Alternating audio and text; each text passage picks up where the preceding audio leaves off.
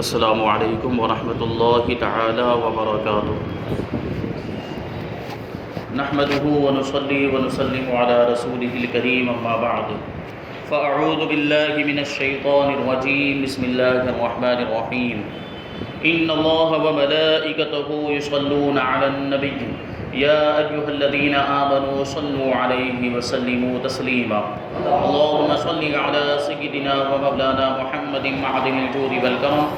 وآلہ الکرام وابنہ الکریم وبارک وسلم صلاۃ وسلاما علیک یا رسول اللہ صلی اللہ تعالی علیہ وسلم۔ سورہ فاتحہ کی تفسیر جاری ہے۔ 4 آیتوں کی تفسیر ہم نے سماعت کی۔ آیت نمبر 5 اللہ تبارک و تعالی ارشاد فرماتا ہے اہدنا الصراط المستقیم، ہمیں سیدھے راستے پر چلا۔ تو یہاں پر توجہ دینے کی ضرورت ہے۔ ترجمہ کیا گیا کنز الایمان کا ترجمہ جو ہے وہ ہم کو سیدھا راستہ چلا، اور اس کا بامحاورت حدیث ترجمہ ہے ہمیں سیدھے راستے پر چلا۔ یعنی ترجمہ یہاں پر یہ نہیں کیا گیا کہ ہمیں سیدھا راستہ دکھا، جیسے کہ دوسرے بہت سے لوگوں نے یہ ترجمہ کیا ہے کہ ہمیں سیدھا راستہ دکھا۔ تو یہ ترجمہ اس اعتبار سے درست نہیں ہے، کیونکہ اللہ تبارک و تعالیٰ نے ہمیں سیدھا راستہ تو دکھا دیا، قرآن عظیم کے ذریعے ہمیں سیدھا راستہ دکھا دیا، نبی پاک صلی اللہ علیہ وسلم نے ہمیں سیدھا راستہ دکھایا، پھر نبی پاک صلی اللہ علیہ وسلم کے بعد صحابہ کرام نے، بزرگان دین نے، اولیاء کرام نے، علماء دین نے ہمیں سیدھا راستہ دکھایا۔ سیدھا راستہ دکھایا تبھی تو ہم آج مسلمان ہیں۔ تو دیکھنے کی ضرورت نہیں ہے، چلنے کی ضرورت ہے۔ اس لیے اس کا ترجمہ کیا ہوگا؟ ہمیں سیدھے راستے پر چلا۔ اہدنا الصراط المستقیم، اللہ تعالیٰ کی ذات و صفات کی معرفت کے بعد تو اللہ تبارک و تعالیٰ کی صفات بھی ذکر کی گئی، الرحمن الرحیم، مالک یوم الدین وغیرہ، اور دعا کا طریقہ بھی، عبادت کا طریقہ بھی سکھایا۔ عبادت اور حقیقی مددگار ہونے کا ذکر کیا گیا، اور اب یہاں سے ایک دعا سکھائی جا رہی ہے کہ بندہ یوں عرض کرے کہ اے اللہ، تو نے اپنی توفیق سے ہمیں سیدھا راستہ دکھا دیا، اب ہماری اس راستے کی طرف ہدایت میں اضافہ فرما اور ہمیں اس پر ثابت قدم رکھ۔ صراط مستقیم سے مراد عقائد کا سیدھا راستہ ہے جس پر تمام انبیاء کرام علیہم السلام چلے، یا اس سے مراد اسلام کا سیدھا راستہ ہے جس پر صحابہ کرام رضی اللہ تعالی عنہم، بزرگان دین اور اولیاء اعظام رحمۃ اللہ تعالی علیہم چلے، جیسا کہ اگلی آیت میں بھی موجود ہے۔ اس کے بعد آنے والی آیت کے اندر بھی تذکرہ ہے، اور یہ راستہ اہل سنت و جماعت کا راستہ ہے کہ آج تک اولیاء کرام رحمۃ اللہ تعالی علیہم صرف اسی مسلک اہل سنت میں گزرے ہیں۔ جتنے بھی اولیاء کرام ہیں، بڑے بڑے اولیاء کرام ہو یا عام اولیاء کرام ہو، جو عام طور پر اہل سنت ہو، عام طور پر بلکہ اسی مسلک میں گزرے ہیں اہل سنت و جماعت میں۔ آپ کسی دوسرے مسلک والوں کو دیکھیں تو ان میں آپ کو اولیاء کرام نہیں ملیں گے۔ یہ بھی اس بات کی دلیل ہے کہ جو اہل سنت و جماعت کا مسلک ہے یہ مسلک حق ہے، اور اللہ تعالیٰ نے انہی کے راستے پر چلنے اور انہی کے ساتھ ہونے کا حکم دیا ہے۔ فرمان باری تعالیٰ ہے یا ایھا الذین آمنوا اتقوا اللہ وکونوا مع الصادقین، اے ایمان والو اللہ سے ڈرو اور سچوں کے ساتھ ہو جاؤ۔ حضرت انس رضی اللہ تعالیٰ عنہ سے روایت ہے کہ اللہ کے رسول صلی اللہ علیہ وسلم نے ارشاد فرمایا کہ بے شک میری امت کبھی گمراہی پر جمع نہیں ہوگی، اور جب تم لوگوں میں اختلاف دیکھو تو تم پر لازم ہے کہ سواد اعظم یعنی مسلمانوں کے بڑے گروہ کے ساتھ ہو جاؤ، اور مسلمانوں کا بڑا گروہ اہل سنت و جماعت۔ حضرت عبداللہ ابن عمرو رضی اللہ تعالیٰ عنہما سے روایت ہے نبی کریم صلی اللہ علیہ وسلم نے ارشاد فرمایا بنی اسرائیل 72 فرقوں میں تقسیم ہو گئے تھے، اور میری امت 73 فرقوں میں تقسیم ہو جائے گی، ان میں سے ایک کے علاوہ سب جہنم میں جائیں گے۔ صحابہ کرام رضی اللہ تعالیٰ عنہم نے عرض کی یا رسول اللہ صلی اللہ تعالیٰ علیہ وسلم، یہ نجات پانے والا فرقہ کون سا ہے؟ تو آپ نے ارشاد فرمایا وہ اس طریقے پر ہوگا جس پر میں اور میرے صحابہ ہیں،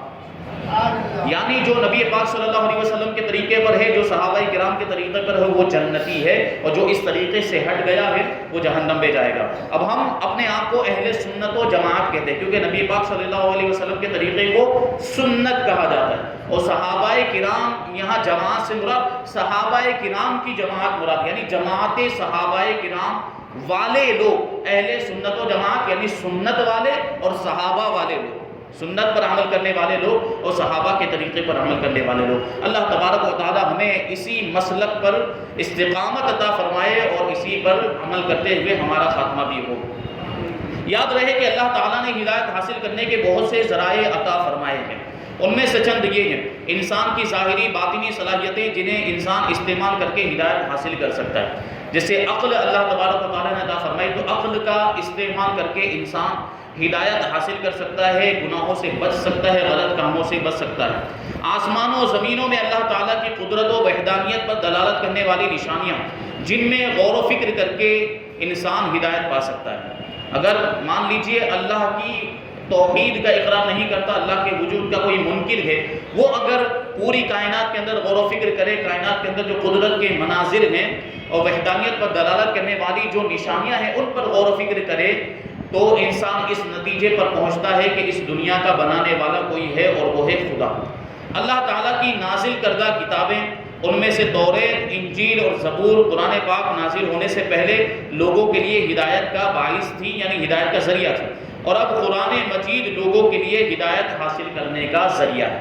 قرآن کے ذریعے بھی ہدایت حاصل ہوتی ہے۔ اللہ تعالیٰ کے بھیجے ہوئے خاص بندے انبیاء کرام اور مرسلین اعظام علیہ السلام یہ اپنی اپنی قوموں کے لیے ہدایت حاصل کرنے کا ذریعہ تھے، اور ہمارے نبی حضرت محمد مصطفیٰ صلی اللہ علیہ وسلم قیامت تک آنے والے تمام لوگوں کے لیے ہدایت کا ذریعہ ہے،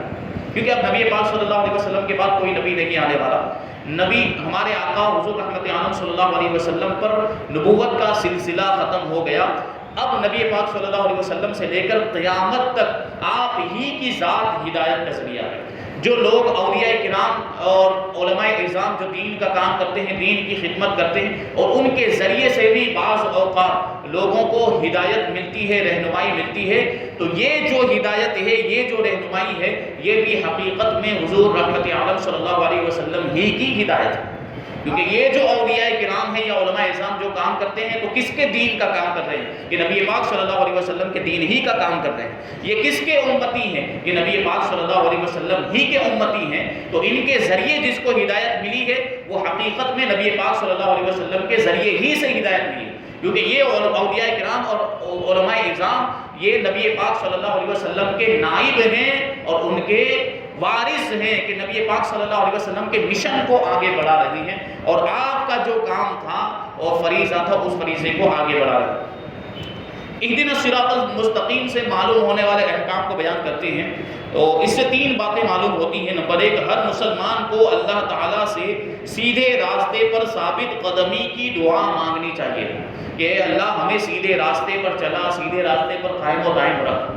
کیونکہ سیدھا راستہ منزل مقصود تک پہنچا دیتا ہے اور ٹیڑھا راستہ مقصود تک نہیں پہنچاتا۔ ظاہر سی بات ہے، اگر ہمیں کہیں پہنچنا ہے، کسی منزل پر پہنچنا ہے، کہیں جانا ہے، تو وہاں پہنچنے والا جو راستہ ہے، سیدھا جو راستہ ہے، اسے ہم اختیار کریں گے، تب ہم آسانی کے ساتھ منزل مقصود تک پہنچ جائیں گے۔ لیکن درمیان میں اس راستے پر چلتے ہوئے اگر ہم ٹیڑھا راستہ اختیار کر لیں گے، کسی اور راستے پر چلے جائیں گے، تو پھر ہم منزل مقصود تک نہیں پہنچ سکتے ہیں۔ تو ہماری منزل جنت ہے، ہماری منزل مقصود جنت ہے، اور منزل مقصود یعنی جنت تک پہنچانے والا راستہ اسلام کا راستہ ہے، اور اسلام کا سیدھا راستہ ہے۔ اگر ہم اسلام کے سیدھے راستے پر چلتے رہے تو ہم جنت میں پہنچ جائیں گے، اور اگر درمیان میں ہم ادھر ادھر چلے گئے، ٹیڑھے راستے پر چلے گئے، گمراہوں کے راستے پر چلے گئے، بہکانے والوں کے طریقے پر چلے گئے، شیطان کے راستے پر چلے گئے اور کافروں کے راستے پر چلے گئے، تو پھر ہم اپنی منزل مقصود تک نہیں پہنچ سکتے، یعنی پھر ہم جنت تک نہیں پہنچ سکتے۔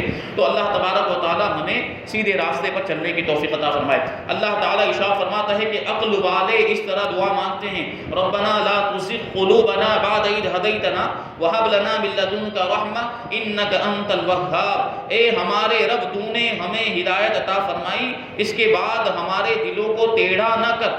اور ہمیں اپنے پاس سے رحمت عطا فرما، بے شک تو بڑا عطا فرمانے والا ہے۔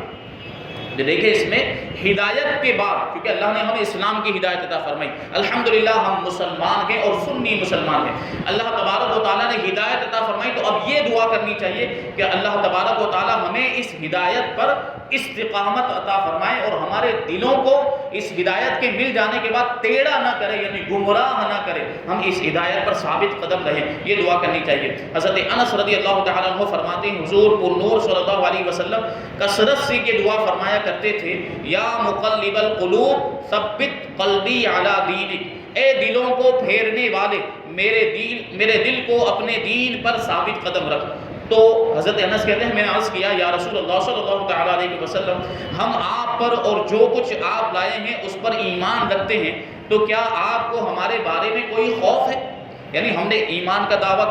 کر دیا کہ ہم آپ پر بھی ایمان لاتے ہیں اور آپ جو کچھ بھی لائے اس پر بھی، یعنی اسلام پر بھی ایمان لاتے ہیں، قرآن مجید پر بھی ایمان لاتے ہیں، اللہ پر بھی ایمان لاتے ہیں، تو آپ کو ہمارے بارے میں اور بھی کوئی خوف ہے؟ تو حضور اقدس صلی اللہ علیہ وسلم نے ارشاد فرمایا ہاں، بے شک دل اللہ تعالیٰ کی شان کے لائق اس کی انگلیوں میں سے 2 انگلیوں کے درمیان، اللہ تبارک و تعالیٰ انگلیوں سے پاک ہے، جسم اور جسمانیہ سے پاک ہے، جسم سے تعلق رکھنے والی کوئی چیز اللہ تبارک و تعالیٰ کے لیے ثابت نہیں کر سکتے، اللہ تبارک و تعالیٰ جسم اور جسم سے تعلق رکھنے والی چیزوں سے پاک ہے۔ تو یہاں جو فرمایا گیا ہے تو اس کا معنی اللہ تبارک و تعالیٰ ہی بہتر جانتا ہے، اس کی شان کے لائق دل جو ہے، لوگوں کے دل اللہ تبارک و تعالیٰ کی 2 انگلیوں کے درمیان ہے، وہ جیسے چاہتا ہے انہیں پھیرتا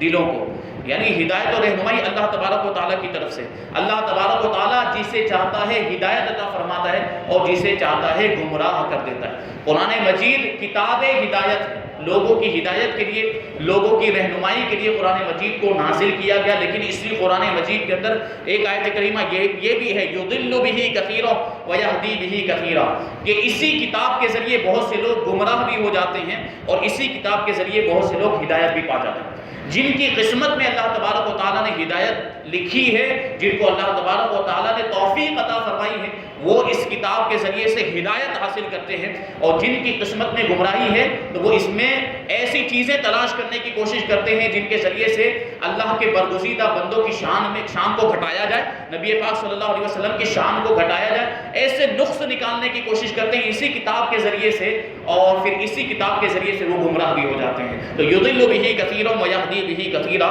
کہ اس کتاب کے ذریعے بہت سے لوگ ہدایت پاتے ہیں تو بہت سے لوگ گمراہ ہو جاتے ہیں۔ ایک چیز یہ ہے کہ عبادت کرنے کے بعد بندے کو دعا میں مشغول ہونا چاہیے، کیونکہ اس سے پہلے عبادت کا ذکر ہوا ایاک نعبد و ایاک نستعین، ہم تیری ہی عبادت کرتے ہیں اور تجھ سے مدد طلب کرتے ہیں، اس کے بعد دعا سکھائی جا رہی ہے، تو اس سے ہمیں طریقہ معلوم ہوا کہ عبادت کرنے کے بعد ہمیں دعا کرنی چاہیے، تو ہم نمازیں پڑھنے کے بعد دعا کرتے ہیں، یہ طریقہ اللہ تبارک و تعالیٰ نے ہمیں سکھایا۔ نماز پڑھنے کے بعد دعا کرنی چاہیے، کیونکہ اللہ تبارک و تعالیٰ کی بندہ جب عبادت کرتا ہے تو وہ اس سے قریب ہو جاتا ہے۔ فرمایا گیا کہ بندہ اپنے رب سے سب سے زیادہ قریب سجدے کی حالت میں ہوتا ہے، سجدے کی حالت میں بندہ اپنے رب سے سب سے زیادہ قریب ہوتا ہے، تو عبادت کرنے کے ذریعے اللہ کا قرب حاصل ہو جاتا ہے۔ تو جب ایسی صورت میں یعنی عبادت کرنے کے بعد اللہ تبارک و تعالیٰ کی بارگاہ میں بندہ جب دعا کرتا ہے تو پھر اس کی دعا کی قبولیت کی امید اور زیادہ ہو جاتی ہے، کیونکہ عبادت کے ذریعے اسے اللہ کا قرب حاصل ہو چکا ہے۔ اسی وجہ سے عبادت کرنے کے بعد، نمازیں ادا کرنے کے بعد ہمیں دعائیں کرنی چاہیے، صرف اپنے لیے دعا نہیں مانگنی چاہیے بلکہ سب مسلمانوں کے لیے دعائیں مانگنی چاہیے، کہ اس طرح دعا زیادہ قبول ہوتی ہے، سب کو شامل کر لیا جائے تو دعا جو ہے کہ زیادہ قبول ہوتی ہے۔ کیوں؟ کیونکہ ہم اگر صرف اپنے لیے دعا کرتے ہیں تو ہو سکتا ہے کہ ہمارا مقام و مرتبہ اتنا بلند و بالا نہیں، ہماری کوئی حیثیت نہیں، ہماری کوئی اوقات نہیں ہے کہ ہماری دعا قبول کی جائے، ہم بہت بڑے گنہگار ہیں، لیکن جب ہم سب لوگوں کو شامل کر لیں گے، سب مسلمانوں کو شامل کر لیں گے تو مسلمانوں کے اندر اللہ کے نیک بندے بھی ہوتے ہیں، برگزیدہ بندے بھی ہوتے ہیں، جب ان کو شامل کر لیا تو ہو سکتا ہے اللہ تبارک و تعالیٰ ان کی برکت سے ہماری دعاؤں کو بھی قبول فرمائے۔ تو ہو گیا اہدنا الصراط المستقیم، ہمیں سیدھے راستے پر چلا۔ اس کے بعد ہے صراط الذین انعمت علیہم غیر المغضوب علیہم ولا الضالین، راستہ ان کا جن پر تو نے احسان کیا، نہ ان کا جن پر غضب ہوا اور نہ بہکے ہوئے کا، یعنی ان لوگوں کے اہدنا الصراط المستقیم ہمیں سیدھے راستے پر چلا، تو اس کی تفسیر آگے آ رہی ہے، یعنی ان لوگوں کے راستے پر چلا جن پر تو نے اپنا فضل فرمایا، جن پر تو نے احسان فرمایا، نہ کہ ان لوگوں کا راستہ جن پر تیرا غضب ہوا، جن سے تو ناراض ہے، اور نہ بہکے ہوئے کا راستہ جو راہ سے بھٹک گئے ہیں ان کے راستے پر بھی مت چلا، کیونکہ وہ خود راستے سے بھٹکے ہوئے تو ہمیں کیا راستہ دکھائیں گے، اور ان کے راستے پر اگر ہم چلیں گے تو ہم خود بھی گمراہ ہو جائیں گے۔ تو کس کے راستے پر چلنا پڑے گا؟ جو خود سیدھے راستے پر چل رہے ہیں اور جو خود منزل مقصود تک پہنچ چکے ہیں، ان کے راستے پر اگر ہم چلیں گے تو ہم بھی سیدھے راستے پر چلتے ہوئے منزل مقصود تک پہنچ جائیں گے۔ تو یہ کون ہیں، ان کا ذکر آگے آ رہا ہے۔ تو یہ جملہ اس سے پہلے والی آیت کی تفسیر ہے کہ صراط مستقیم سے مراد ان لوگوں کا راستہ ہے جن پر اللہ تعالیٰ نے احسان اور انعام فرمایا، اور جن لوگوں پر اللہ تعالیٰ نے اپنا فضل و احسان فرمایا ہے ان کے بارے میں ارشاد فرماتا ہے وَمَن يُطِعِ اللَّهَ وَالرَّسُولَ فَأُولَٰئِكَ مَعَ الَّذِينَ أَنْعَمَ اللَّهُ عَلَيْهِم مِّنَ النَّبِيِّينَ وَالصِّدِّيقِينَ وَالشُّهَدَاءِ وَالصَّالِحِينَ وَحَسُنَ أُولَٰئِكَ رَفِيقًا۔ اور جو اللہ اور رسول کی اطاعت کرے تو وہ ان لوگوں کے ساتھ ہوں گے جن پر اللہ تعالیٰ نے اپنا فضل فرمایا، یعنی انبیاء، صدیقین، شہداء اور صالحین، اور یہ کتنے ہی اچھے ساتھی ہیں۔ کیا مطلب ہوا کہ جن پر اللہ تبارک و تعالیٰ نے اپنا فضل فرمایا، احسان فرمایا، یہ کون لوگ ہیں؟ یہ انبیاء کرام ہیں، صدیقین ہیں، شہداء ہیں، اللہ کی راہ میں شہید ہو جانے والے لوگ ہیں، اور صالحین ہیں، اللہ کے نیک بندے ہیں، اولیاء کرام ہیں۔ تو اس آیت سے دو باتیں معلوم ہوئی کہ جن امور پر بزرگان دین کا عمل رہا ہو وہ صراط مستقیم میں داخل، کیونکہ بزرگان دین صالحین میں ان کا شمار ہوتا ہے، اور ان کے راستے کو سیدھا راستہ فرمایا گیا ہے۔ امام فخر الدین رازی رحمۃ اللہ تعالی علیہ فرماتے ہیں کہ بعض مفسرین نے فرمایا ہے کہ اہدنا الصراط المستقیم کے بعد صراط الذین انعمت علیہم کو ذکر کرنا یہ اس بات کی دلیل ہے کہ مرید ہدایت اور مکاشفہ کے مقامات تک اسی وقت پہنچ سکتا ہے، اسی صورت میں پہنچ سکتا ہے جب وہ کسی ایسے کامل پیر کی پیروی کرے جو درست راستے کی طرف اس کی رہنمائی کرے، غلطیوں اور گمراہیوں کی جگہوں سے اسے بچائے، کیونکہ اکثر لوگوں پر نقص غالب ہے، کمی، کچھ نہ کچھ کمی رہتی، اور ان کی عقلیں حق کو سمجھنے، صحیح اور غلط میں امتیاز کرنے سے قاصر ہیں۔ تو ایک ایسے کامل شخص کا ہونا ضروری ہے جس کی ناقص شخص پیروی کرے، یہاں تک کہ اس کامل شخص کی عقل کے نور سے اس ناقص شخص کی عقل بھی مضبوط ہو جائے، تو اس صورت میں وہ سعادتوں کے درجات اور کمالات کی بلندیوں تک پہنچ سکتا ہے۔ پیری مریدی کا اس سے ثبوت ہوتا ہے کہ ہم جو کسی شخص کے ہاتھ پر ہاتھ دے کر بیعت کرتے ہیں اور مرید بن جاتے ہیں، پیر کامل کو جس میں پیر بننے کے سارے شرائط پائے جاتے ہیں، تو اس کی ایک وجہ یہ بھی ہے کہ ہم سب جو ہیں ہمارے اندر کچھ نہ کچھ کمیاں موجود ہیں، ہماری عقل میں کمی موجود ہے، اور یہ جو اللہ کے نیک بندے ہوتے ہیں جو ہمیشہ ہر وقت اللہ کی عبادت کرتے رہتے ہیں، تو پھر کسی ایسے ہی شخص کو بنانا چاہیے جو نیک ہو اور جو گناہوں سے دور رہنے والا ہو، علم رکھتا ہو، عالم دین ہو، اور جس کا سلسلہ نبی پاک صلی اللہ علیہ وسلم تک متصل ہو، سنی صحیح العقیدہ ہو، ایسے ہی شخص کو پیر بنانا چاہیے، کیونکہ ایسا جو شخص ہوگا وہ ہماری ہدایت و رہنمائی کا، رشد و ہدایت کا کام انجام دے گا، کیونکہ پیر کو مرشد بھی کہا جاتا ہے۔ مرشد کا مطلب یہ ہوتا ہے ہدایت دینے والا، رہنمائی کرنے والا۔ تو اگر وہ خود رہنمائی پر، وہ خود اگر ہدایت پر نہیں ہوگا تو دوسروں کو، اپنے مریدوں کو کیا ہدایت دے گا؟ اس لیے پیر ایسے ہی شخص کو بنانا چاہیے جو کامل ہو، یعنی جس کے اندر یہ ساری شرطیں پائی جاتی ہوں پیر بننے کی۔ تو ایسے شخص کو پیر بنایا جائے تو پھر فائدہ ہوگا، اور فائدہ یہ ہوگا کہ اس کے ذریعے سے ہم سیدھے راستے پر چلیں گے، وہ ہمیں اچھے راستے کی، سیدھے راستے کی ہدایت دے گا، ہمیں گناہوں سے روکے گا، ہمیں اچھے کام کی تعلیم دے گا، اچھائیوں کی طرف بلائے گا، نیکیوں کی طرف بلائے گا۔ اور عام طور پر جو پیران نظام ہوتے ہیں وہ یہی کام انجام دیتے ہیں، لوگوں کی ہدایت و رہنمائی کا کام کرتے ہیں، لوگوں کو گناہوں سے روکتے ہیں، اور مرید بنتے وقت ہی جو کلمات ادا کیے جاتے ہیں، جب پیر مرید بناتا ہے اسی وقت جو کلمات ہوتے ہیں اس پر غور کریں تو پیر صاحب یہی کہتے ہیں کہ میں گناہوں سے توبہ کرتا ہوں، جھوٹ، غیبت، چغلی وغیرہ سے توبہ کرتا ہوں، اور نیکیاں کرنے کی اس کو تاکید کی جاتی ہے، نمازیں پڑھنے کی تاکید کی جاتی ہے، اور چہرے پر داڑھی رکھنے کی تاکید کی جاتی ہے۔ تو یہ پیر جو پیر کامل ہوتا ہے، جامع شرائط پیر ہوتا ہے، وہ اس طریقے سے اپنے مریدوں کی ہدایت و رہنمائی کا کام انجام دیتا ہے۔ تو یہ اہدنا الصراط المستقیم، صراط الذین انعمت علیہم تک کی تفسیر ہوئی۔ ہمیں سیدھے راستے پر چلا، راستہ ان لوگوں کا جن پر تیرا انعام ہوا۔ اور اللہ تبارک و تعالیٰ کا انعام کن لوگوں پر ہوا، اللہ تبارک و تعالیٰ نے اپنا فضل اور اپنا احسان کن لوگوں پر فرمایا کہ تو وہ انبیاء کرام کی جماعت ہے، وہ صدیقین کی جماعت ہے، اور شہداء کی جماعت ہے، اور صالحین کی نیک لوگوں کی جماعت ہے۔ یہ وہ لوگ ہیں جن پر اللہ تبارک و تعالیٰ نے احسان فرمایا ہے اور جن پر اپنا خاص فضل فرمایا۔ مطلب یہ ہے کہ یہ اللہ تبارک و تعالیٰ کے برگزیدہ بندے ہیں، اللہ کے چنے ہوئے بندے ہیں۔ اور جو اللہ تبارک و تعالیٰ نے دوسری آیت میں ارشاد فرمایا کہ یا ایھا الذین آمنوا اتقوا اللہ وکونوا مع الصادقین، اے ایمان والو اللہ سے ڈرو اور سچوں کے ساتھ ہو جاؤ۔ تو سچے کون ہیں؟ تو سچے یہی لوگ ہیں، انبیاء کرام سچے ہیں، صدیقین سچے ہیں، شہداء سچے ہیں، صالحین یعنی اولیاء کرام سچے ہیں، جو اللہ کے راستے کی طرف بلانے والے